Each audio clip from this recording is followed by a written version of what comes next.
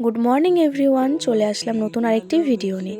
তো সেদিনের ভিডিওটা ছিল পিসির দিরাগমনের ভিডিও, মানে দিরাগমনে এসেছিল সেদিন শ্বশুরবাড়িতে যাওয়ার দিন।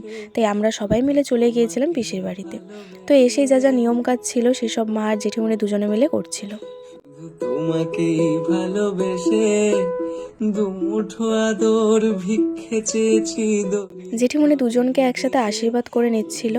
আর তারপর নিদ্রা কলসে যে জল আনা হয়, সেই 7 দিনের নাকি 6 দিনের পুরনো জল ঠান্ডা, সেই জল দিয়ে দুজনকে এবারে স্নান করানো হবে।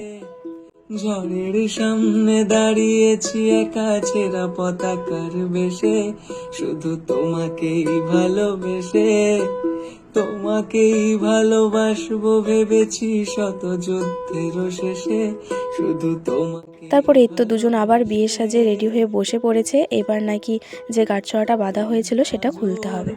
ভালোবাসা দুহাত। শুধু গাঁটছড়া নয়, গাঁটছড়ার সাথে বিয়ের সময় যে হাতে সুতোগুলো দেওয়া হয়েছিল সেগুলো দুজনেরটা খুলতে হবে। তাই আমরা সবাই মিলে এই নিয়মগুলো দাঁড়িয়ে দাঁড়িয়ে দেখছিলাম আর অনেক এনজয় করছিলাম। এই আমায় কিছু নাই বা দিলে নিজের করে না,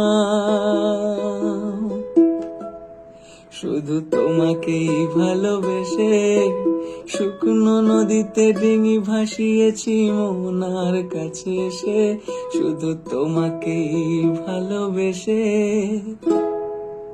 শুধু তোমাকেই ভালোবেসে শুকনো নদীতে ডিঙি ভাসিয়েছি মোহনার কাছে এসে, শুধু তোমাকেই ভালোবেসে, শুধু তোমাকেই ভালো।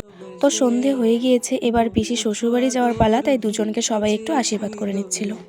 এই দেশে শুধু তোমাকেই ভালোবেসে।